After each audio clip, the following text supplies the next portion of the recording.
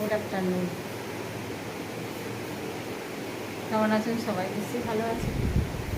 খুব খুব ভালো থাকবেন। আজকে বৃষ্টিটা একটু কম হয়েছে, একটু বিজি আছে অনেক কাজে।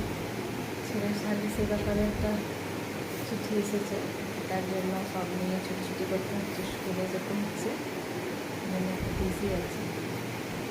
সবাই খুব খুব